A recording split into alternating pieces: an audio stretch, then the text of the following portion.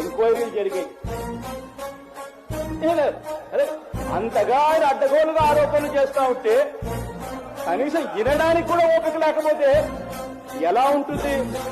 చేయని తప్పుకు మీ అందరి బబువులందరితో నేను ఇలా అనిపించుకోవాలంటే నాకెలా ఉంటుంది? ఛాలెంజ్ చేసి చెప్తా ఉన్నా, నీకు దమ్ము ధైర్యం ఉంటే నువ్వు రుజువు చేయి, నేను రాజీనామా చేస్తా.